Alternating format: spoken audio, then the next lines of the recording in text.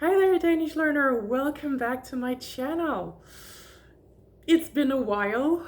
I think it's been about 2 months since I've uploaded a video, and that is because I've needed a break first off, and I've been reflecting on my video making in general, and I've reached the conclusion that I'm going to make videos, upload videos infrequently.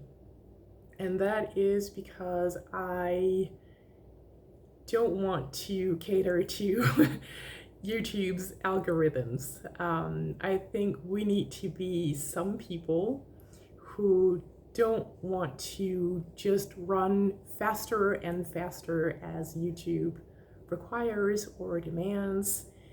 That is just causing stress. And I'm not a YouTuber as such. I get that for those people it's different because they feel they have to.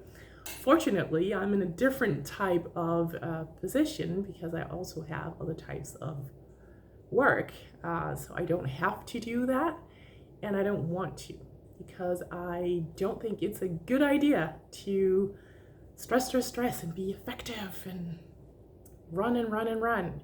So it's very much deliberate when I will be making videos, uploading videos infrequently. So now you know. I think we need to not be hostage. I don't want to be held hostage by YouTube. I want to create something authentic, and that is not uploading, making videos every day. It's not, catering to their algorithms. I hope that if we are enough people who don't want to do that, then maybe someday they will lower their requirements so that normal people, because that is what we are, right? We are still people making these videos that we can actually follow. So I know that YouTube is not going to send out my videos as much as others' videos. That's just how it is. I'm going to live with that. Yeah, so now you know.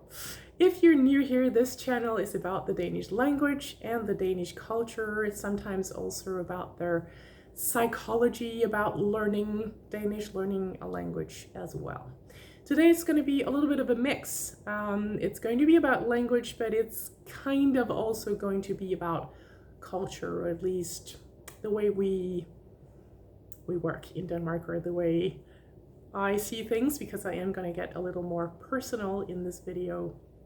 I'm also going to get a little political. I'm usually not political in my videos, but I'm going to be that today. So if that's not really your thing, then maybe this video is not going to be for you. Maybe you should choose one of my other videos. There are plenty to choose from. But this one is about the word of the year. And I'm going to talk a little bit about the English word of the year first. That one is apparently rage bait. So this is when we read something online, possibly on social media, and we just feel this rage about something that we read or that we watch, and we react to it. Or we want to react to it, but we don't. As in, we don't write anything, we don't post anything. We can react, like personally, right?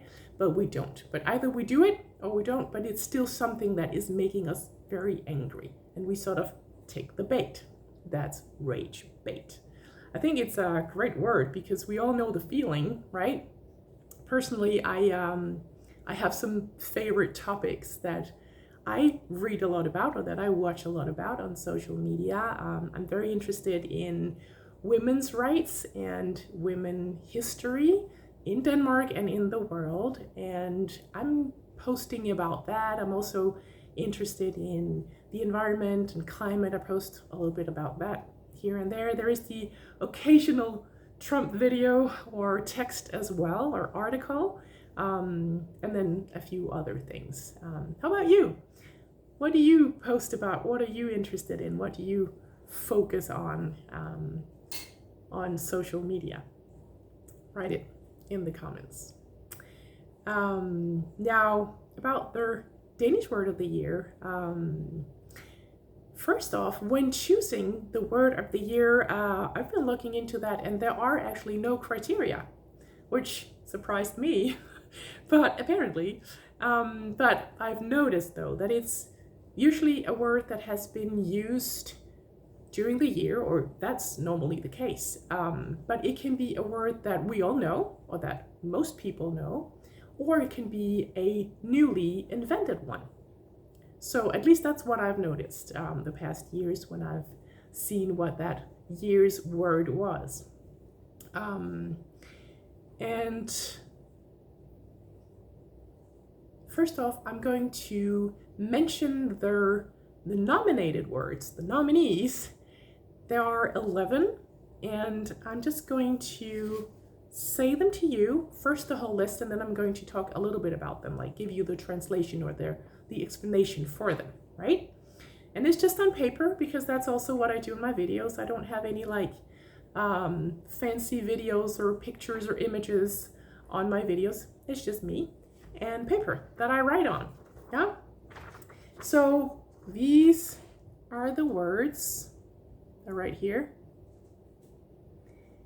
And I'm going to mention them to you. So they are antisemitisme.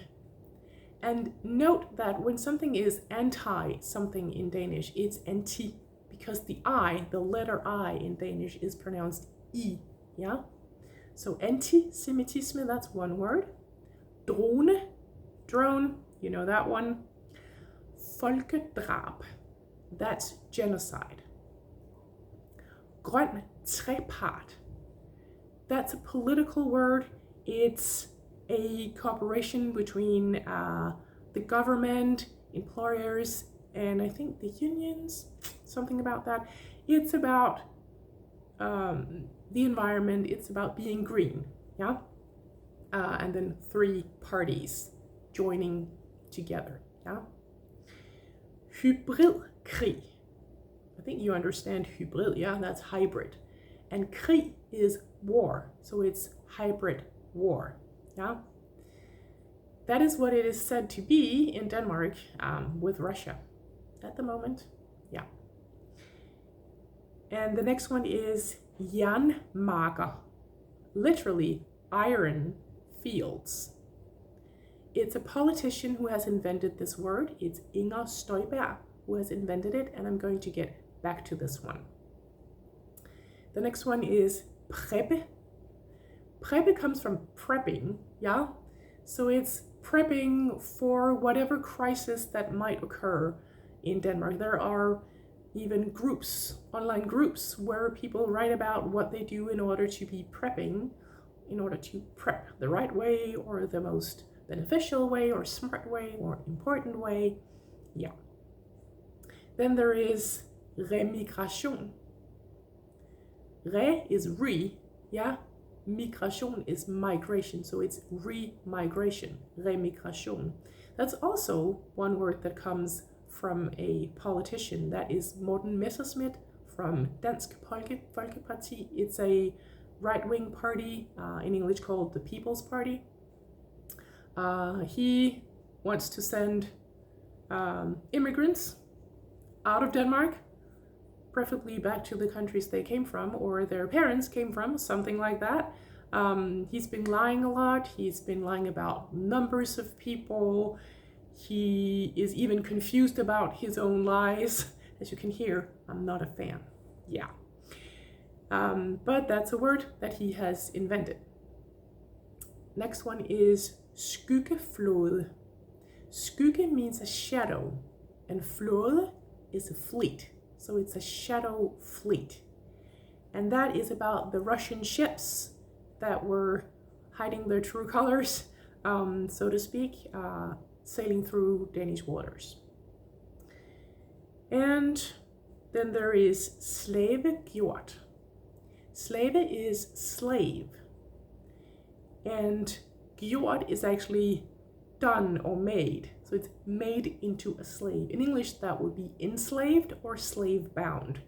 I don't know if those two English words are synonymous. If you are a native English speaker, correct me if I'm wrong in the comments. But at least that is what it means.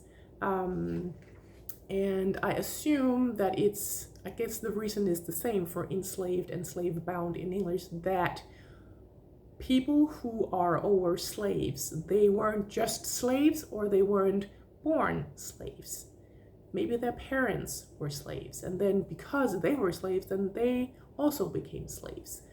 But themselves or their parents, they weren't born slaves, or at least maybe they were not born slaves.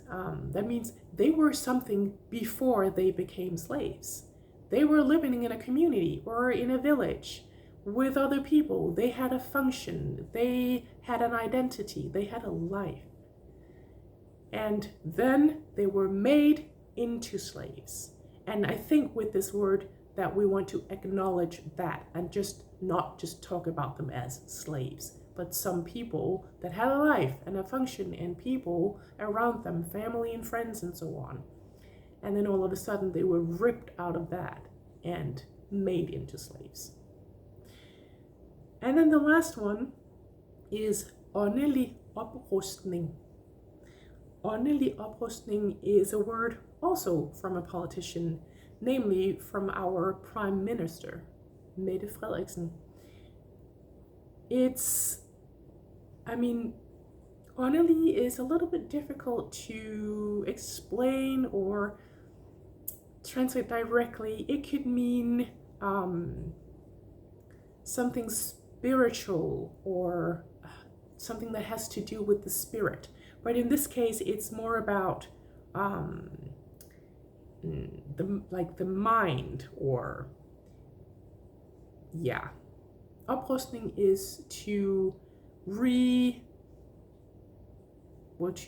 build up rearmament. So it's to rearmament the people, the population, for their minds, you could say. It's a little bit difficult to explain, as you can hear. I don't know exactly what our Prime Minister meant by inventing this word, but I think, and at least to me, in that is a wish for the nation or the population to enlarge in their knowledge about who they are, about their history, their culture, in the sense of their language, their art, their writers, excuse me, all of these things. And I think that might be what she means. At least that's what I think. Yeah. So it's about knowing the basis of your population, what you come from, where you come from, the people that you come from. Yeah. So yeah, it's knowing about what made you you. Historically, with time, in the culture, the language, etc. That was a long explanation. Now, what the word of the year 2025 is in Denmark is jernmarker, so iron fields. As I said, this word was invented by a politician called Inger Støjberg. She's also a right-wing politician, and I must admit that at first I didn't want to talk about it. I didn't want to mention it. I wanted to silence it to death. However, I can't help talking about it because I find their meaning, not just the meaning of the words, but the political agenda behind it is important, and that's why I want to talk about it. And now I'm becoming political. Inger Støjberg, as I said, is a right-wing politician. She's, I would call her a right-wing extremist. She came from the party Venstre, but she formed or founded the political party called Danmarksdemokraterne Inger Støjberg. Yes, she even has her own name in the name of her political party. Yeah. I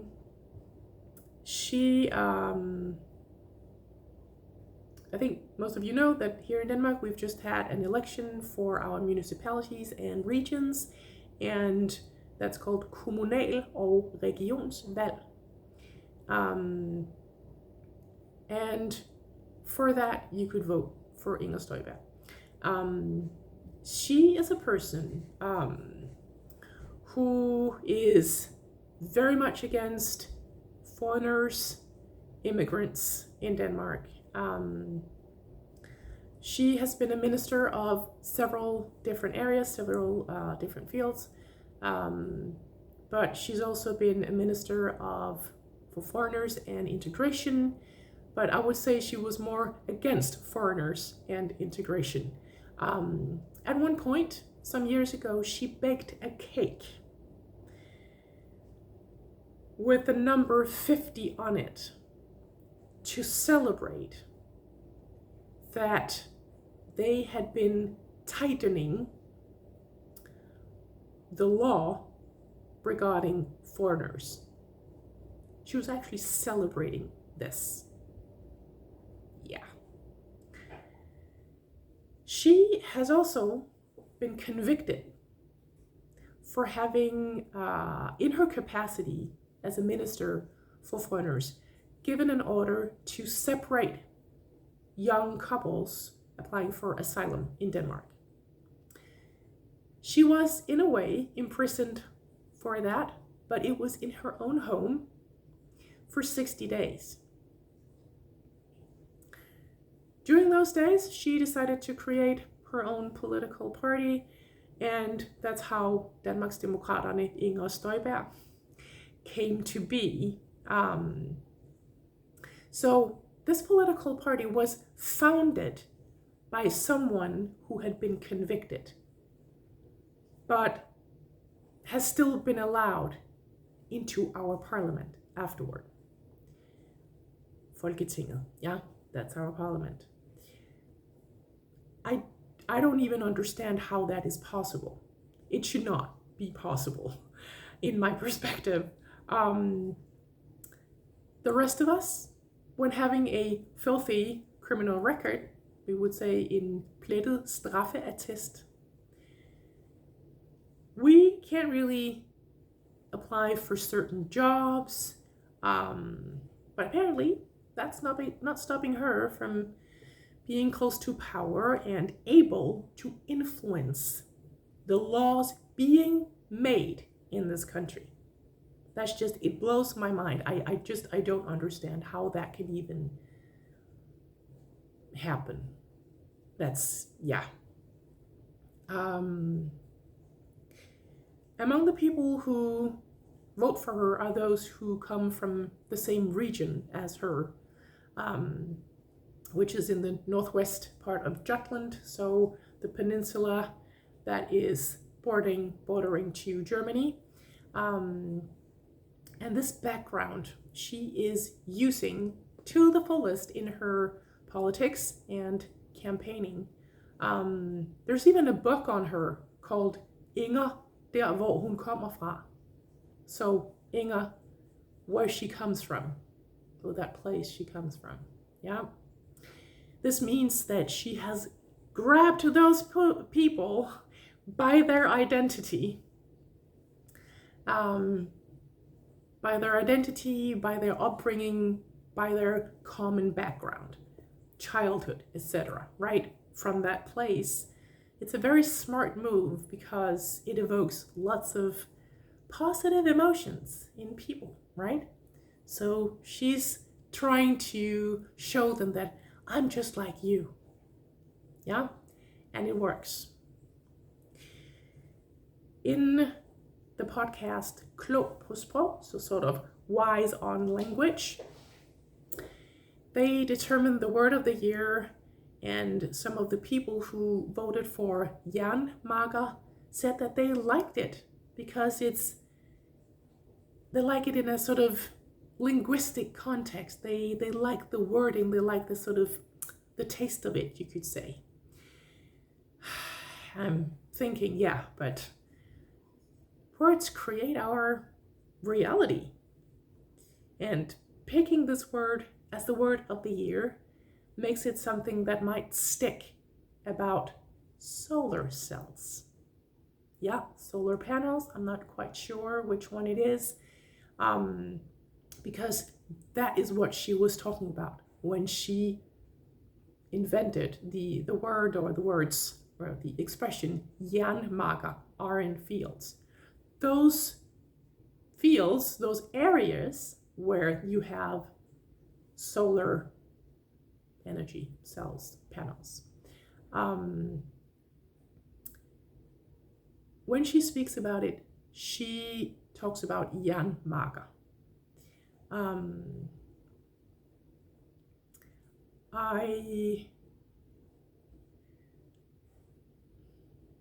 I hope that people know that there are several places in Denmark where solar panels, solar cells don't take up a real field, that is a field where you could grow crops. That is not always the case.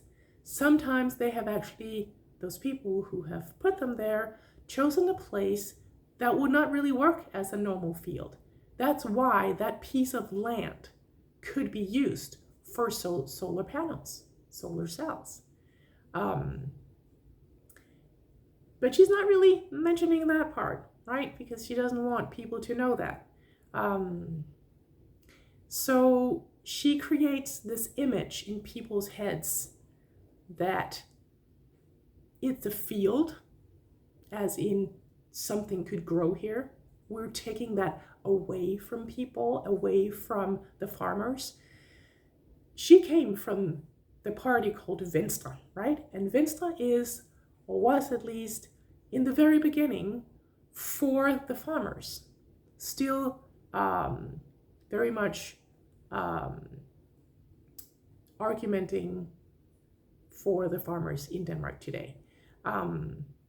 She comes from that party, right? So that's sort of a reminiscence from that. And the area where she lives is also a rural area. So she's speaking to the people of that area, saying this: jernmager, iron fields. People want your fields, or fields in general, to be jernmager, to be iron fields, filled with iron instead of crops. I mean, I think that's the idea that she plants inside the mind of people. Yeah, I find that very disturbing, because we need solar panels, we need solar cells in order to have renewable energy in Denmark. And just one renewable energy, right? We also have windmills and so on, but that's a very crucial part of our energy. Excuse me. And she's sort of breaking that idea. She's telling people this is not good, you should not vote for this. They are just, she's really speaking to the most primitive part in people, I think, and to their, maybe to the people who aren't that educated, who aren't that well informed, who stick to what they've always heard, what they've always learned. They don't really enlarging their knowledge. I mean, I know I'm being very prejudiced right now. Of course, there are people in that area, first off, not voting for her, and also people being informed and educated, right? I'm not saying that, but I think that's what she's hoping for, yeah? That she's reaching those people who are not really thinking about it, who just takes what she's saying for granted, which is take what she's saying for granted, and they just believe it. They don't try to figure out whether she's right. They don't try to figure out whether it's actually maybe a good idea to have renewable energy. They just find this, I don't know, modern and too much and not interesting, not important, because they're traditional people. That is not how we do things around here. We don't want that. We don't want it in our old nation, our old Denmark. We don't want iron fields here. Yeah, I think that's what she's trying to evoke in people. Lots of feelings, yeah? Yeah. So, here's to us all who don't like that kind of wording about something so helpful for the environment as solar panels and solar cells. I have that on my own roof, my own house. I drive an electric car, yeah, an EV. Yeah, it's not that I'm a saint or anything. I'm just trying to do what I can do. People maybe do something else. But I do find it very important that at least we do what we can, or something, that we do something, yeah? That's my perspective. Maybe you don't agree with me, yeah? You're welcome to write in the comments. Yeah, so I hope that we don't use that word, or when we do, that we explain what it is instead of just calling it iron fields, that is jernmarker. In the podcast, they also mentioned other words that didn't get nominated. And one that I really liked was bæredygtighed. It refers back to another word that is bæredygtighed, which is sustainability. Bære normally means to carry, yeah? So it's something that can be upheld in a way, right? The ability to uphold something. And then when it's bæredygtighed, then være, as you know, is to be in Danish. Would then in English be ability, yeah? The ability to just be. The ability to, I guess, stay in the present moment. I find that a really good word, and I wish that had been on the list at least, yeah? If not winning. I find that, well, the word that I would have preferred to win is actually the one from our Prime Minister, and I'm not exactly a huge fan of her. And I don't know exactly what she meant by this word or this expression, but at least in my perspective, the way I see this word or this expression is that we in Denmark, we need to enlarge our knowledge about our past, about what we come from and the people we come from, just like I said before, right? So our culture as a whole, what is our culture? First off, it's a little bit difficult to define, right? But our culture, I guess, is the sum of our history, our language, our art, our literature, our statues, our democracy, lots of other things, right? I think also something that I say to myself, we need to know more. What's our background? What made us, the Danes that we are today? Who came before us? Yeah, what came before us? And yes, that is also where we come from. Yeah, the country that we come from. I find that with social media and so much general noise in our daily lives and the world that keeps us distracted in a way and confused about who we are, what we are, I think that knowing where we come from, who we come from, what we come from, could have a grounding effect on us. And the effect to feel that we come from a common grounds, that is something that we have in common, that we stick together, that we are here in the same society, that we should be there for each other. Yes, we have a welfare state, but that doesn't mean that we can't help each other, that we can't stick up for each other, that we can't stick up for our values and our culture, our language, etc. Very important in the world of today, I think, because there are powers, forces out there trying to separate people from each other rather than to bring them together, right? And yes, I'm talking about Trump, I'm talking about Putin, saying this out loud because that is my opinion, and I find it terrible and devastating, and I really do find that we should think about what we have in common instead of what separates us. In Denmark, we have a lot in common. We should cherish that and cultivate that. And the same thing about the EU, Europe as a whole. Except that there are some European countries that are just not, they don't want to play along, right? They want to separate, they want to be against certain people. But at least the people in EU, I really hope that EU will persist so that we can stick together and be there for each other as we are now, maybe even more in the future. That is my hope. I'm a proud Dane, but I'm also a proud European. I'm EU citizen. Yeah, that too. So yeah, åndelig oprustning, the enlargement of knowledge of the mind, also you could say, that would have been my vote had it been, I would have liked that to win, yeah? How about you? Which word do you think should have won, or is there one on the list that, or one outside the list that you think should have won? Which word do you think should have been the year in Denmark for 2025? Do they pick a word of the year in your home country? If they do, if that is the case, which one did they pick this year? Write it in the comments. And if it's a little bit difficult, then explain it to us. Yeah, we want to know.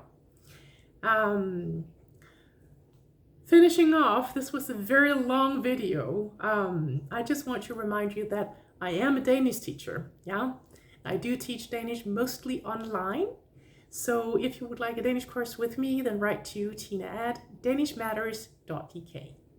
And also below this video, there are links for different resources for learning Danish. So go check them out.